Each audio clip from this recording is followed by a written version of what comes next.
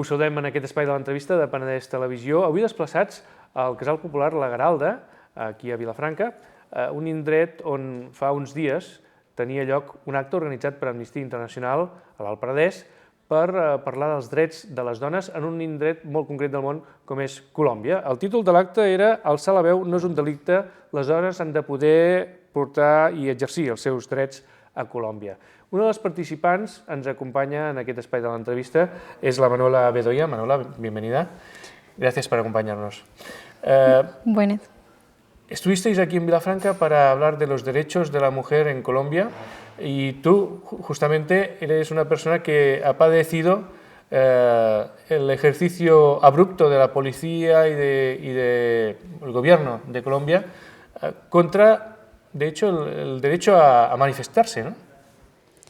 Sí, Joseph. Bueno, en Colombia participé de la Brigada Móvil de Rescate y de Primeros Auxilios que estuvo apoyando los puntos más críticos de la ciudad de Cali, donde fue el epicentro de la represión. Fue uno de los focos donde más hubieron víctimas fatales por parte, digamos, de estructuras, digamos, del Estado, también militares y de las Fuerzas Armadas, ¿no? Pero también, pues digamos, llevo ejerciendo una labor en diferentes partes del suroccidente del país, como desde la labor de la salud y la defensa de la vida como defensora de derechos humanos. Tenemos que explicar a nuestros espectadores y oyentes qué pasó en Colombia entre el 2019 y el 2021, que hubo este paro nacional que originó inicialmente unas protestas estudiantiles, reivindicativas, luego se sumaron más colectivos diferentes y al final hubo la represión del gobierno, ¿no? Dura, muy dura. Claro, bueno, mira, hasta en el 2019 ya se estaban gestando una serie de movimientos sociales que ya venían desde antaño con inconformidades alrededor de las políticas económicas y sociales que se estaban llevando a cabo en ese momento con el gobierno de Iván Duque, del expresidente Iván Duque. Pero a raíz de la pandemia, que también fue de pronto tal vez un antecedente para que el estallido social que se presenta en el 2021 fuera un detonante fuerte, ¿no? La pandemia redujo este nivel de movilizaciones que habían para el 2019 y en el 2021 vuelve y estalla, ¿no? Estalla a raíz de una reforma tributaria que el expresidente lanza, donde manifiesta que va a subir los impuestos a la canasta básica familiar, ¿no? Principalmente a los alimentos más esenciales para las personas además de escasos recursos, ¿no? Y con esta antecedente de la pandemia donde ya había, digamos, una brecha de desigualdad pues, que se había acrecentado, ¿no? Y los niveles de pobreza se habían disparado, pues la población digamos, no está dispuesta a negociar el pan, ¿no? el alimento, entonces salen a las calles los jóvenes, ¿no? Y yo creo que el paro del 2021 fue muy importante porque los jóvenes fueron quienes salieron a las calles a reclamar sus derechos, ¿no?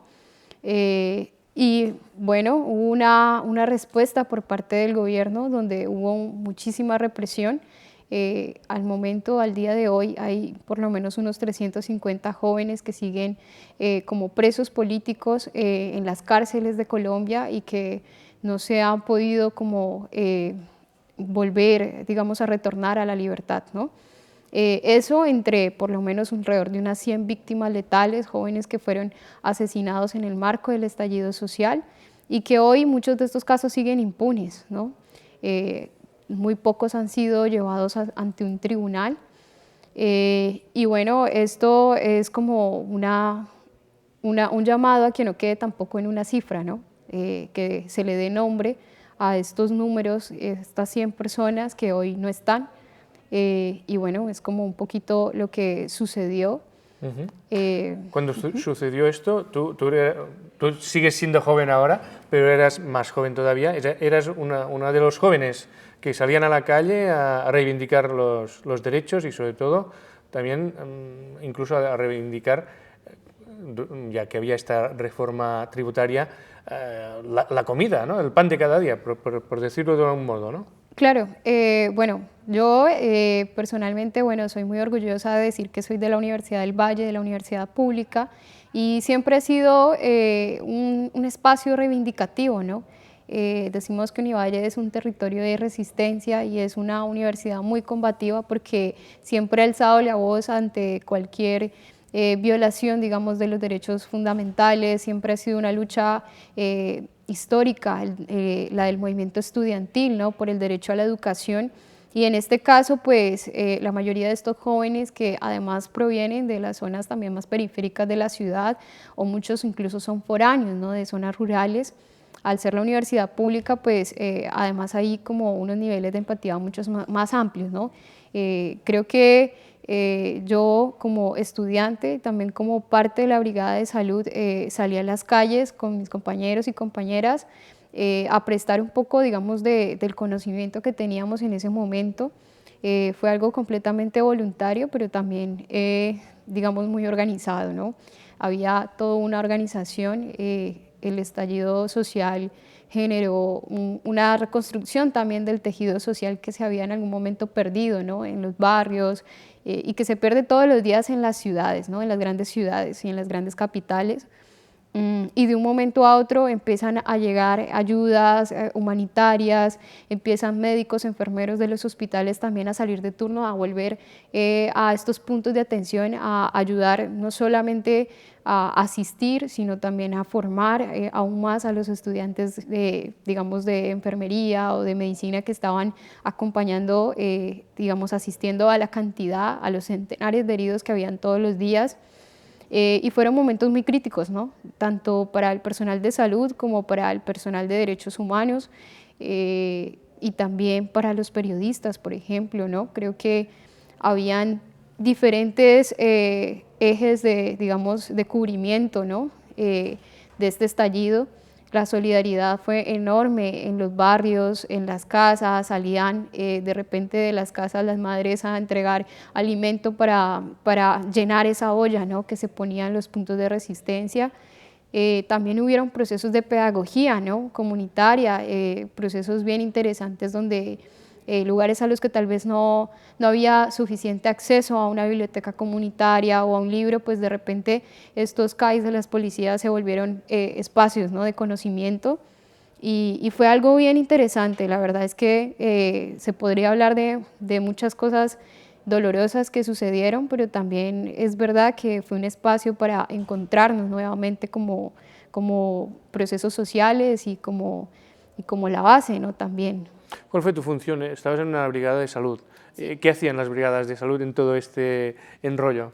Bueno, las brigadas de salud lo que hacían era básicamente prestar una asistencia en primeros auxilios de las personas que salían heridas en los puntos, pero también cumplió una función muy interesante y muy importante, yo creo que en el marco de cualquier conflicto social y armado, que fue también hacer veeduría, ¿no? También poder registrar todo lo que estaba sucediendo, cuáles eran los heridos, qué tipo de heridas también se estaban recibiendo en ese momento en los puntos y que en algún momento lo que empezó como una función de asistir se convirtió también en una rama también de los derechos humanos, ¿no? de poder denunciar qué era lo que estaba recibiendo el personal médico en esos momentos tan críticos, ¿no? Y de decir, bueno, hay cosas que definitivamente no están marcando con una violación al derecho internacional humanitario y tampoco podemos callarlo, ¿no? Entonces creo que el personal de salud acompañó muchísimo esos espacios, hubieron momentos en los que se hicieron cordones humanitarios para replegar, para sacar y para socorrer a las personas que quedaban en medio de la confrontación. Y bueno, el personal de salud estuvo, ¿no? 24/7 en cada punto durante 5 meses y creo que fue de los pocos que pudo descansar, ¿no? Porque de repente un día estábamos atendiendo, pero al siguiente estábamos asistiendo a las familias de quienes habían sido asesinados el día anterior, ¿no? En los velorios, en los entierros, y era una constante, ¿no? Pero bueno, en ese proceso es verdad que los puntos de atención también se volvieron un espacio para seguir tejiendo y fortaleciendo procesos también comunitarios, bueno, la salud comunitaria, salud para el barrio, que también fue una propuesta de compañeros de la misma universidad, o Universidad para el Barrio, o sacar, ¿no?, el conocimiento de las aulas para compartirlo en las calles, que fue lo que pasó. La represión fue durísima, por lo que nos explicas ya, al solo de hablar de muertos, de centenares de muertos, pues ya podemos observar cómo fue una represión durísima. ¿Cómo te afectó a ti personalmente? Porque tú estás aquí en Cataluña acogida por Amnistía Internacional, ¿no? Sí, bueno, actualmente estoy en un programa de defensores de Amnistía Internacional en España. Es un programa donde no solamente te acogen durante un tiempo para que puedas, digamos, volver a fortalecerte anímicamente, psicológicamente durante un tiempo, y también pues te brinda la posibilidad de tener una formación, ¿no?, en este proceso, que es bien importante. Lo decíamos que el estar aquí, poder adquirir herramientas que tal vez no tenemos en otros territorios y que luego esta sea retornada nuevamente, pues es bastante importante. Yo creo que la afectación es un poco la que siempre se ha vivido en territorios de conflicto. Digamos, denunciamos la situación de derechos humanos del personal de salud en territorios de conflicto, porque siempre, aunque estamos haciendo algo que no está violando ningún derecho, nosotros somos señalados, estigmatizados, constantemente perseguidos y también amenazados, ¿no?, por nuestra labor. Y también es eso, ¿no?, como decir que nosotros ante la amenaza pues simplemente salvamos vidas, ¿no? Y que pues salvar vidas no nos cueste la vida, ¿no? Que en mi caso pues yo creo que es el caso de muchos y muchas compañeras de salud, especialmente las mujeres que se tienen que enfrentar en un territorio de conflicto a que sus cuerpos también se vuelvan un botín de guerra, ¿no? Entonces creo que es digamos, una situación complicada, y reclamar ese derecho, ¿no?, a poder ejercer esta función de manera libre y segura, ¿no?, en nuestros territorios. Estamos hablando de este conflicto que sucedió entre el 2019 y 2021, que tú nos decías que antes del COVID ya se estaba fraguando, pero cuando nosotros, que desconocemos completamente la historia de Colombia, cuando alguien nos habla de Colombia, inmediatamente pensamos en conflicto, pensamos en personas con armas, drogas y problemas, muchos problemas. ¿Esto ha sido siempre así? ¿Continúa siendo así en Colombia? Hombre, yo creo que hay como una idea un poco, claro, creo que la guerra siempre empaña un poco como el panorama cuando se trata de describir de pronto un país, y es verdad que Colombia ha sido un territorio que siempre ha estado en disputa, ha sido un territorio que viene de unos procesos también coloniales, de unos procesos de, digamos, también de despojo hacia los pueblos nativos, y está bien cuando hablamos del conflicto armado decir que los diferentes grupos armados como las guerrillas puedan ser un problema porque generan violencia o perpetúan violencia en las comunidades de cierta forma, pero también además es mencionar que son una consecuencia, ¿no?, que la raíz del problema es una raíz histórica y es la lucha por la tierra en Colombia, ¿no?, el acceso a la tierra, y eso es algo de lo que poco se habla, ¿no?, cuáles son de pronto esas violencias estructurales que existen en países como Colombia, donde hoy todavía hay intereses de por medio en los territorios, y hablamos entonces de la guerrilla, pero no hablamos de la multinacional que está matando un río, y cuando mata un río pues mata todo un pueblo, ¿no?, porque su ley de origen parte del río, su identidad parte de un río, pero además su alimentación, sus vías fluviales, sus puentes de comunicación son el río, ¿no? Entonces yo creo que Colombia tiene una imagen que ha sido históricamente manchada por un capítulo de violencia muy fuerte, pero hoy en día nosotros también tenemos muchísimos procesos de resistencia que le hacen frente a esas dinámicas de guerra, ¿no? Como mostrar un poco también el lado positivo y bonito de Colombia más allá de la guerra, ¿no?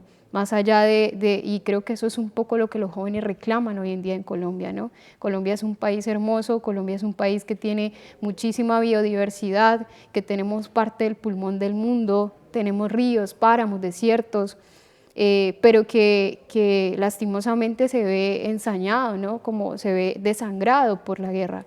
y la paz, la construcción de paz hoy es un reto para las juventudes. Hoy se habla de la paz, aunque la paz ha sido todo un reto, ¿no? Y el posconflicto incluso ha sido más difícil que el mismo proceso, ¿no? Como del conflicto, ¿no? Que ahorita hay muchísimas demandas en el territorio, ¿no? Digamos, por parte de las comunidades hacia el gobierno, y hay unas banderas que se están defendiendo, ¿no? Pero sí creo que es importante hablar de un balance, ¿no? Entre ambas cosas.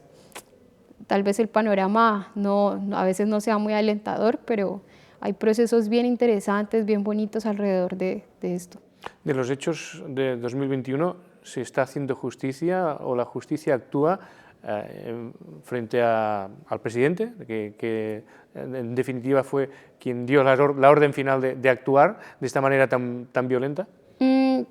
Bueno, yo creo que las órdenes son contundentes en el estallido social, quien determina que las fuerzas militares o que un operativo militar como el que sucedió en Cali en el año 2021 haya sido de ese calibre, porque digamos en Cali no había SMAT, que es el Escuadrón Antidisturbios, solamente.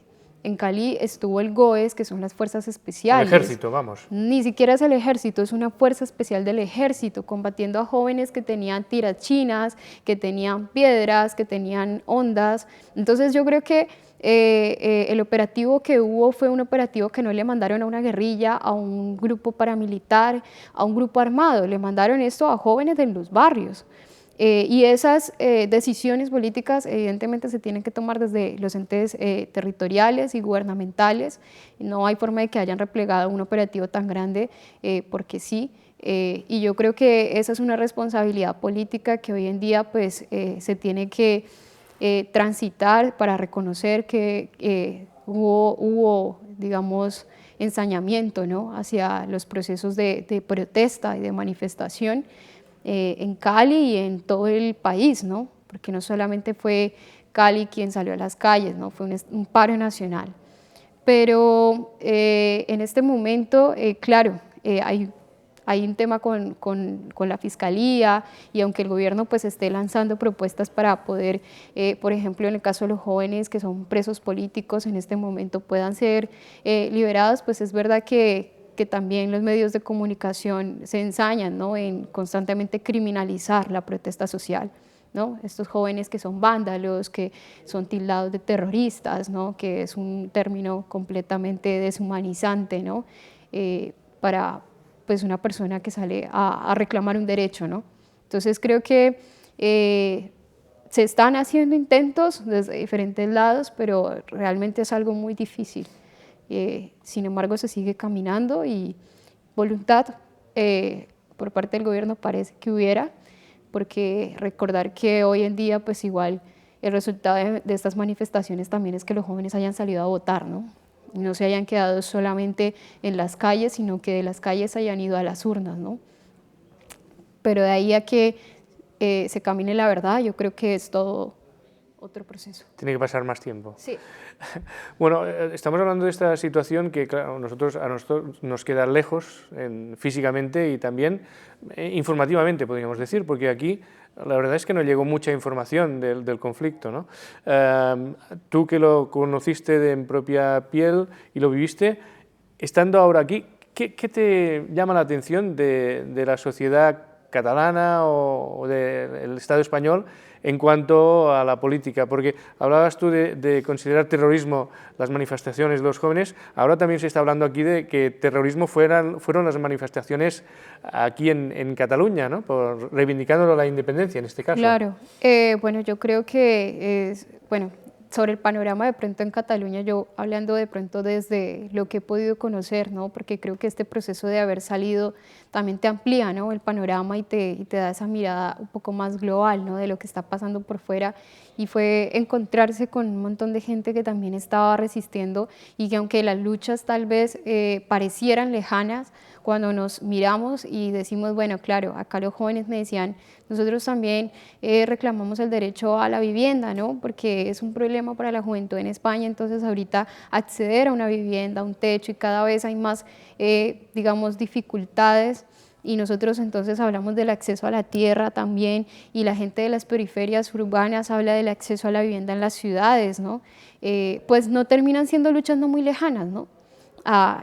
Termina uno entendiendo que siempre hay como puntos donde podemos tejer, ¿no? Tejer procesos, tejer luchas. Criminalizar la protesta social siempre va a ser terrible y un retroceso político enorme. Tildar de terroristas a los manifestantes, a la gente que sale a reclamar un derecho, pues además es, bueno, creo que viola el derecho fundamental, ¿no? En sí mismo a la protesta. Yo creo que en ese aspecto pues sí sería muy complicado, pero también veo un montón con esperanza, un montón de personas que salen a las calles. El 8M tuve la oportunidad de acompañar la marcha, ¿no? De las mujeres, y fue salir de la casa y ver un metro lleno morado completamente, ¿no? Completamente morado, y decir, como quisiera un montón que en mi país yo saliera un 8M y todo estuviera empapado de morado, ¿no? Y aunque hay manifestaciones y las mujeres salen, siempre se nota que igual hay un avance más grande aquí alrededor de temas de género. Entonces yo creo que así como hay cosas que de pronto están flaqueando, también hay cosas que aquí han avanzado muchísimo y que indiscutiblemente son un referente para nosotras, ¿no? Desde territorios tal vez más latinoamericanos. Ujú. Porque incluso en 2021 la represión fue más dura incluso desde este punto de vista de género con las mujeres o con el colectivo LGTBI. Sí, yo creo que bueno, la represión fue difícil para todos y todas, pero especialmente para las mujeres siempre ha sido una doble violencia, ¿no? No solamente eres violentada porque estás reclamando un derecho o porque eres sujeta política y estás, digamos, en un rol de liderazgo, sino también porque eres mujer, ¿no? Hay unas violencias estructurales y culturales, ¿no? Alrededor de eso, y en territorios de conflicto, pues el cuerpo de la mujer, como ya decía, siempre es tomado como un trofeo, ¿no? Como un botín de guerra, y eso no fue, digamos, la diferencia, ¿no? En el estallido social. Muchísimas compañeras fueron víctimas de abuso sexual y se registraron alrededor de 28 casos que fueron tomados en el informe que sacó Amnistía Internacional junto con la Manada Feminista de Derechos Humanos y otras organizaciones de derechos humanos en Cali, que retrataron cómo fue haber vivido el estallido social desde la mirada y la perspectiva de género, ¿no? Como mujeres. Y bueno, sí, fue un poco difícil. Amnistía Internacional, que es el organismo que te acoge aquí en Cataluña y que ha organizado este acto a través del cual hemos podido quedar contigo para hacer la entrevista aquí en Vilafranca, a veces uno tiene la sensación que es una ONG más de aquellas que no sabes exactamente para qué sirve o qué hace. Realmente, por lo que nos explicas, es una organización a nivel internacional útil. Sí, claro. Bueno, yo realmente cuando llegué a Amnistía Internacional fue por medio de esta organización feminista que ya comentaba, de la Manada, que ellas me han hecho todo el acompañamiento, y entonces empecé a conocer el proceso de amnistía y cómo era que se organizaban desde afuera, que eran una organización mundial y que, digamos, han trabajado desde temas de informes que son muy importantes para la verdad, ¿no? Porque yo creo que hay algo que es fundamental en el marco del reconocimiento y la reparación a las víctimas, y es hablar de la verdad, ¿no? Informar, el derecho a estar bien informado, ¿no? Y yo creo que Amnistía cumple un rol bien interesante en terreno con sus investigadores, y también que es poder dar informes muy detallados, ¿no? También de lo que está sucediendo en lugares donde tal vez muy pocas personas lleguen, ¿no? Eso por un lado, y también además es que, bueno, tienen programas que acompañan, digamos, no es porque sea mi caso, pero imagino que la apuestan, ¿no? Como a la defensa de la vida y de los defensores, ¿no? También, ¿no? Porque nosotros cuidamos la vida, pero ¿quién nos cuida a nosotros, ¿no? Y quienes nos están cuidando en este momento, pues son organizaciones que de verdad se toman como de voluntad, ¿no? El trabajo como de poder plantearse estas discusiones y llevarlas, digamos, a otras instancias, ¿no? Bueno, ahora estamos a punto de acabar la entrevista, pero me comentaban que ahora estás estudiando historia. Sí, estoy estudiando historia. O sea, de enfermería a historia. Bueno, ha sido un proceso complicado, realmente es más difícil de lo que parece. Yo empecé estudiando historia y frené mis estudios durante un tiempo para estudiar temas de salud, precisamente porque constantemente estaba en territorios de conflicto y en algún momento hubo algún enfrentamiento y yo me devolví, ¿no?, con la sensación de no haber podido hacer lo suficiente, ¿no? Y fue esa misma voluntad de querer poner un poquito más de mí la que me llevó a hacer otro tipo de estudios en salud, aún sin ser algo escogido por vocación desde el inicio. Y al final, en un territorio donde constantemente hay conflicto y violencia, pues terminó siendo una herramienta súper útil que irónicamente es la que más he utilizado. Agradezco mucho pues también como a la vida que me da estas oportunidades y hoy pues retomo mis estudios en historia, los estoy terminando porque me encantan las humanidades, la historia, ante todo la memoria, ¿no? La memoria es lo que nos mantiene vivos y también es lo que nos ayuda a marcar un horizonte, ¿no?, para no repetir estos periodos de violencia, cerrar estos capítulos y poder avanzar, yo creo. Entonces, hacia ahí voy.